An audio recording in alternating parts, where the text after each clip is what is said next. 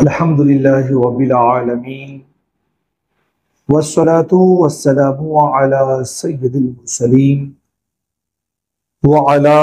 آلہ واصحابہ اجمعین، اما بعد۔ حصول برکت کے لیے ایک بار درود پاک پڑھ لیں۔ اللہم صلی علی سیدنا و شفیعنا و نبینا و مولانا محمد بارک وسلم صلاۃ و سلام علیک یا سیدی یا رسول اللہ۔ وعن ابی ہریرہ قال قال رسول اللہ صلی اللہ تعالی علیہ وسلم من صام رمضان ایمانا و احتسابا غفر له ما تقدم من ذنبه ومن قام رمضان ایمانا و احتسابا غفر له ما تقدم من ذنبه ومن قام لیلۃ القدر ایمانا و احتسابا غفر له ما تقدم من ذنبه۔ یہ حدیث مبارکہ حضرت ابو ہریرہ رضی اللہ تعالیٰ عنہ سے روایت ہے۔ آپ فرماتے ہیں کہ نبی کریم علیہ الصلوۃ والسلام نے ارشاد فرمایا کہ جو شخص ایمان اور اخلاص کے ساتھ رمضان کے روزے رکھے غفر لہ ما تقدم من ذنبہ، تو اس کے پچھلے گناہ بخش دیے جاتے ہیں۔ ومن قام رمضان ایمانا و احتسابا، اور جو شخص ایمان اور اخلاص کے ساتھ رمضان میں قیام کرے غفر لہ ما تقدم من ذنبہ، تو اس کے پچھلے گناہ بخش دیے جاتے ہیں۔ ومن قام لیلۃ القدر ایمانا و احتسابا، اور جو لیلۃ القدر کو ایمان اور اخلاص کے ساتھ قیام کرے غفر لہ ما تقدم من ذنبہ، تو اس کے پچھلے گناہ بخش دیے جاتے ہیں۔ اب اس حدیث مبارکہ میں چند چیزیں سمجھنے کی ہیں۔ پہلی چیز یہ ہے کہ اس حدیث مبارکہ میں گناہوں کی مغفرت کا جو مژدہ سنایا گیا ہے وہ تین چیزوں پر سنایا گیا ہے۔ پہلی چیز ہے کہ رمضان میں جو روزہ رکھے اس کے پچھلے گناہ بخش دیے جاتے ہیں۔ دوسری چیز ہے جو رمضان میں قیام کرے اس کے پچھلے گناہ بخش دیے جاتے ہیں۔ اور تیسری چیز ہے کہ جو لیلۃ القدر میں قیام کرے اس کے پچھلے گناہ بخش دیے جاتے ہیں۔ گویا کہ پچھلی گناہوں کے معافی کی تین صورتیں بیان کی گئی۔ پہلی صورت یہ کہ بندہ رمضان کے روزے رکھے، دوسری صورت یہ ہے کہ رمضان میں قیام کرے، اور تیسری صورت یہ ہے کہ لیلۃ القدر کو قیام کرے، اس کے پچھلے گناہ بخش دیے جائیں گے۔ مگر ان تینوں چیزوں میں دو چیزوں کی شرط لگائی گئی، دو چیزوں کی قید لگائی گئی ہے۔ پہلی چیز یہ ہے کہ یہ تینوں عمل کرنے والوں کے گناہ بخش دیے جائیں گے، اس شرط کے ساتھ کہ وہ حالت ایمان میں کرے۔ معلوم یہ ہوا کہ اگر کوئی انسان صاحب ایمان نہیں ہے، پھر وہ روزے بھی رکھ لے، اور پھر اگر وہ رات میں قیام بھی کر لے یا لیلۃ القدر کا قیام بھی کر لے، تو اس کے لیے یہ بخشش کا مژدہ نہیں ہوگا، کیونکہ جو چیز رکھی گئی شرط کے طور پر وہ ہے ایمان کی حالت میں اگر یہ عمل کرے گا تو ہی اس کے پچھلے گناہ معاف ہوں گے۔ ایسا نہیں ہے کہ محض یہ عمل کر لینے سے گناہ معاف ہو جائیں گے، بلکہ یہ عمل کرنا اس وقت کام آئے گا جبکہ وہ صاحب ایمان ہو۔ دوسری چیز کہ ایمان کے ساتھ ساتھ اخلاص کی بھی شرط لگائی گئی، اور وہ یہ کہ اس کا یہ عمل خالص اللہ کے لیے کرے، روزہ رکھے خالص اللہ کی رضا مقصود ہو، رات میں قیام کرے خالص اللہ کی رضا مقصود ہو، لیلۃ القدر میں قیام کرے خالص اللہ کی رضا مقصود ہو، اگر یہ تینوں عمل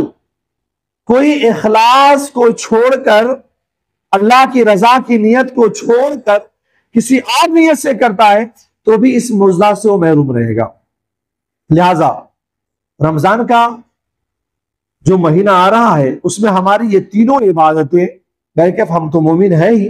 مگر ہمیں اخلاص کی نیت سے کرنی چاہیے کہ مقصود جو ہونی چاہیے وہ فقط اللہ کی رضا ہونی چاہیے۔ لہذا کافروں کو، غیر مسلم کو، غیر مومن کو ان تینوں عمل کرنے پر کوئی ثواب نہیں ملے گا، اس کے لیے بخشش کا کوئی مزدہ نہیں ہوگا۔ دوسری بات کہ کوئی اگر انسان ان تینوں عمل کو اور عبادتوں کو اگر ریا کی نیت سے کرتا ہے، دکھاوے کی نیت سے کرتا ہے، تو حدیث پاک میں جو بخشش کا مزدہ سنایا گیا ہے وہ اس سے محروم رہے گا۔ اب دیکھیں، رمضان کا روزہ رکھنا تو یہ بالکل واضح ہے۔ دوسری چیز ہے کہ رات میں قیام کرنا، رمضان میں قیام کرنا، تو آخر یہ قیام کرنے سے کیا مراد ہے؟ تو بعض لوگوں نے فرمایا کہ اس سے مراد تہجد کی نماز ہے، اور بعض لوگوں نے یہ لکھا کہ اس سے مراد نماز تراویح ہے۔ مگر میرا اپنا بھی گمان یہی کہتا ہے کہ یہاں پر جو مراد ہونی چاہیے وہ نماز تراویح ہونی چاہیے، وہ اس لیے کہ دیگر مہینوں میں بھی نماز تہجد ادا کی جا سکتی ہے رمضان کی طرح۔ رمضان کے مہینے کو اگر اسی تہجد کے ساتھ اگر خاص کر دیا جائے تو رمضان کے مہینے کو دیگر مہینے کے مقابل میں کوئی امتیاز حاصل نہیں ہوگا۔ ہاں، نماز تراویح ایک ایسی عبادت ہے جو رمضان کے مہینے کو دوسرے مہینوں سے ممتاز کر دیتی ہے، لہذا یہ ماننا پڑے گا کہ یہاں پر جو فرمایا گیا کہ من قام رمضان، کہ جو رمضان میں قیام کرے اس سے مراد نماز تراویح ہی۔ اب ایک چیز اور یاد رکھنے کی وہ یہ کہ یہاں پر جو کہا گیا کہ گناہ معاف ہو جاتے ہیں پچھلے،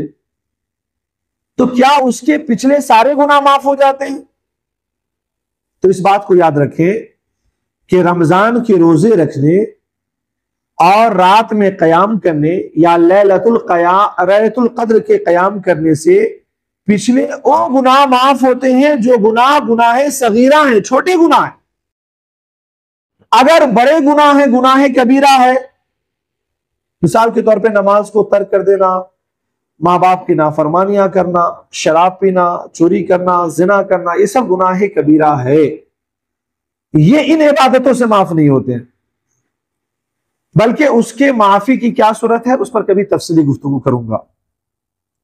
تو جو گناہ معاف ہوتے ہیں وہ گناہ صغیرہ ہیں، وہ چھوٹی گناہ ہیں۔ یہ بات سمجھ میں آ گئی؟ اب ایک چیز اور سمجھنے کی ہے کہ اس حدیث مبارکہ میں لطف آ رہا نہیں، حدیث کو سمجھنے کا کی چاشنی مل رہی ہے کہ حدیث کو کیسے سمجھا جا سکتا ہے۔ ایک چیز کو سمجھے کہ حدیث پاک میں کیا فرمایا گیا کہ جو رمضان کے روزے رکھے اس کے پچھلے گناہ معاف کر دیے جاتے ہیں۔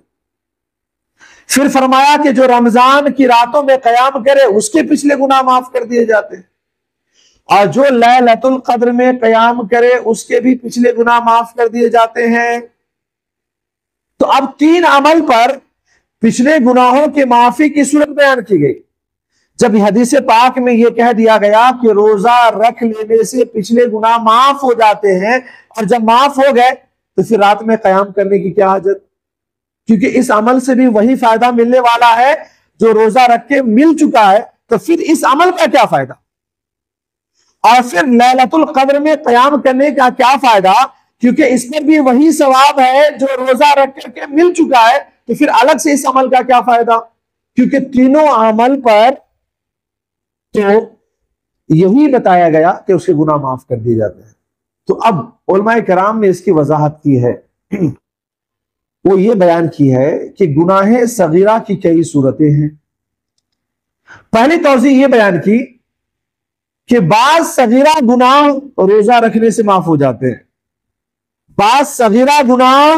رات میں قیام کرنے سے معاف ہو جاتے ہیں، اور جو گناہ صغیرہ رمضان کے مہینے میں بچ گیا ہے بندے کے عمل میں، نام اعمال میں، وہ لیلۃ القدر میں قیام کرنے سے اللہ سارے کو معاف فرما دے۔ تو پہلی صورت یہ ہو گئی۔ دوسری صورت علماء نے یہ لکھی ہے کہ گناہ کے معافی کے جو الفاظ بیان کیے گئے ہیں، اس کا مطلب یہ ہے کہ جب بندہ رمضان کے روزے رکھتا ہے تو روزے کی برکتوں سے اس کے گناہ صغیرہ کو معاف کر دیا جاتا ہے، اور جب تراویح ادا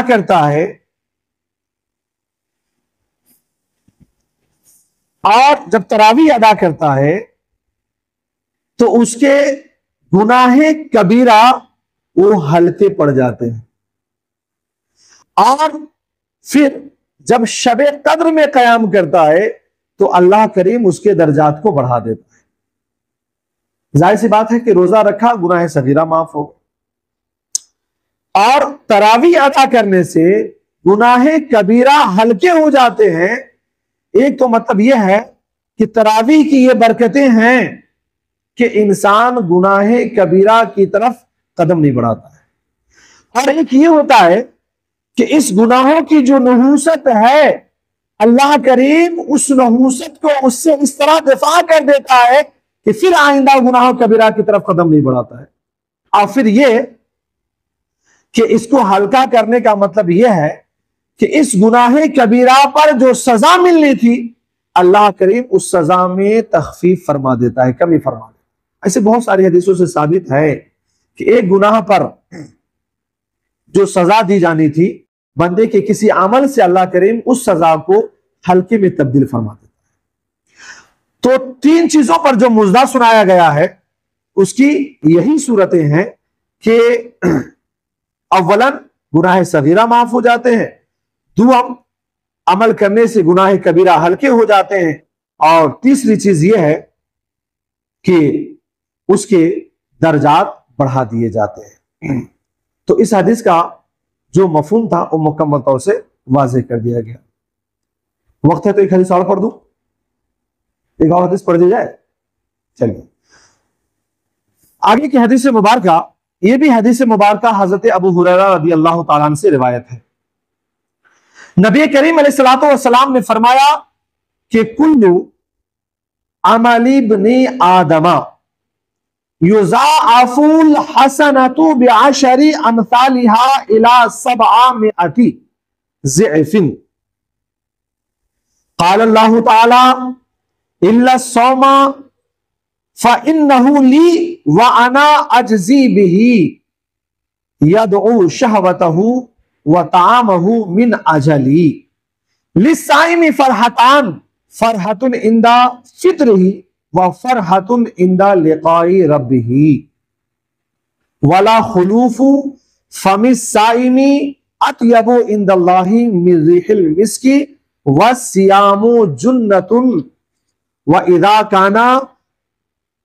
یوم صوم احدکم فلا یرفث ولا یسخب فإن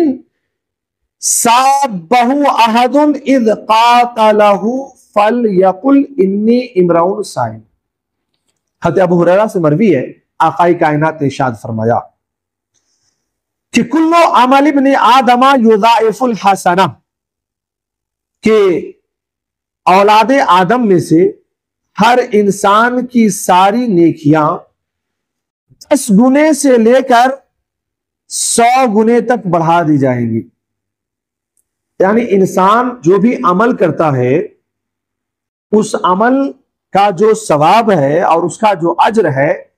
وہ 10 گنے سے لے کر کے 100 گنے تک بڑھا دیا جاتا ہے۔ اور اللہ تعالیٰ ارشاد فرماتا ہے، دیکھیے ایک چیز یاد رکھیں کہ ایک کام کرنے پر جو ثواب ہے اللہ کریم اپنے فضل و کرم سے اس بندے کو چاہے تو عمل کا جو ثواب رکھا گیا ہے اتنا عطا فرما دے، اور اللہ کریم چاہے تو اس کا 7-10 گنا جو ہے نا ثواب عطا فرمائے۔ اور اللہ اپنے فضل و کرم سے جس بندے کو چاہتا ہے 10 گنا اور چاہتا ہے تو اللہ کریم اسے 700 گنا مزید بڑھا کر ثواب عطا فرماتا ہے۔ علماء نے لکھا ہے کہ 700 گنا متعین نہیں ہے، اللہ چاہے گا تو اس سے بڑھا کر کے بھی عطا فرمائے۔ اور اس کے بعد فرمایا حضور نے کہ اللہ کریم ارشاد فرماتا ہے کہ الا الصوم فإنہ لی، کہا کہ تمام عبادتوں میں روزہ یعنی تمام عبادتوں کا بدلہ یہ ہے، اجر یہ ہے کہ 10 گنا سے لے کر 700 گنا تک اجر دیا جائے گا، مگر روزہ یہ ایک ایسی عبادت ہے کہ فإنہ لی، کہ یہ روزہ میرے لیے ہے، وَأَنَا أَجْزِي بِهِ، اور روزے کا بدلہ میں خود عطا کروں گا یا میں خود اس کا بدلہ ہوں۔ اور فرمایا کیوں؟ کہا اس لیے کہ یدعو شہوتہ وطعامہ من اجلی، کیونکہ بندہ اپنی شہوت خواہش کھانے کی جو ترک کرتا ہے وہ فقط میری رضا کے لیے کرتا ہے۔ ایک چیز کو یاد رکھیں کہ دیگر تمام عبادتوں کو روزہ کے مقابل میں جو یہ رکھا گیا کہ دوسری عبادتوں کا صلہ 10 گنا سے 700 گنا تک، اور روزے کا صلہ اللہ نے متعین نہیں فرمایا، فرمایا کہ اس کا صلہ میں جو چاہوں گا عطا کروں گا یا خود میں اپنی اسے رضا عطا کروں۔ تو روزے کو دیگر عبادت کے مقابل میں کچھ خصوصیتیں حاصل ہے، وہ یہ ہے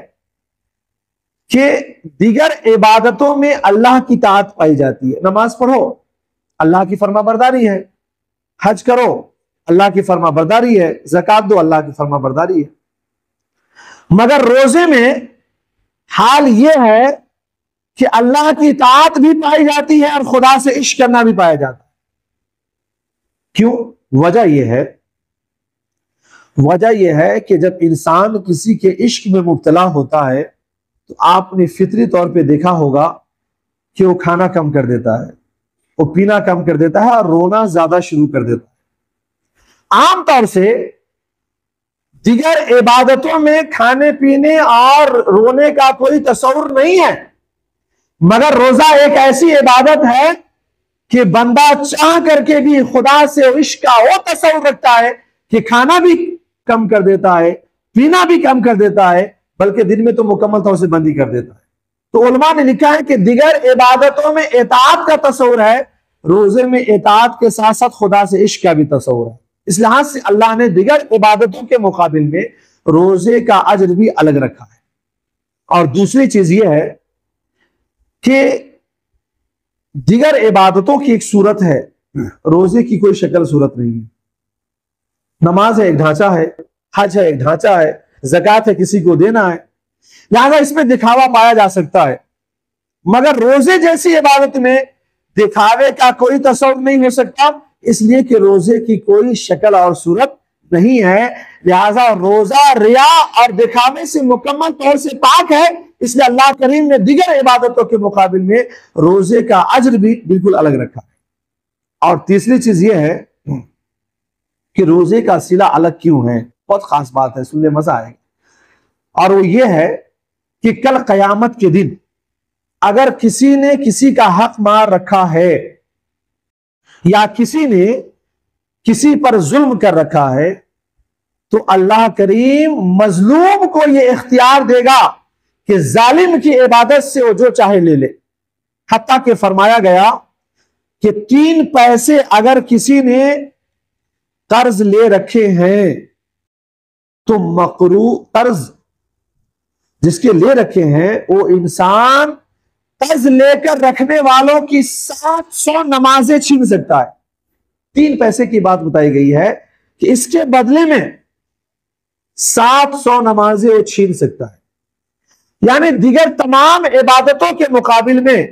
قیامت کے دن مظلوم کو یہ اختیار حاصل ہوگا کہ تم ظالم کی جس عبادت سے چاہو تم نکال لو، حصہ لے لو اور اپنے اعمال میں ثواب کا اضافہ کر لو۔ صرف روزہ ایک ایسی عبادت ہوگی کہ جس عبادت سے مظلوم کو بھی کوئی حق لینے کا حق نہیں۔ تمام عبادتوں سے مظلوم لے سکتا ہے، مگر روزے کی ایسی عبادت ہے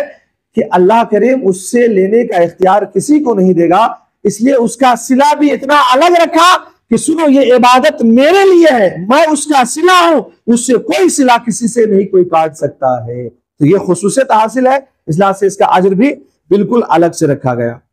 دوسری چیز اس بات کو سمجھیں کہ کفار و مشرکین جو تمام عبادتیں کرتے ہیں نا، وہ کسی نہ کسی بت کے نام پہ کرتے ہیں، مگر روزہ کسی بت کے نام پہ نہیں رکھتے ہیں، بلکہ عالم تو یہ ہے کہ روزہ رکھنے کا تصور ان کے نزدیک کم از کم اتنا ہے کہ بدن کی صفائی ہو جائے،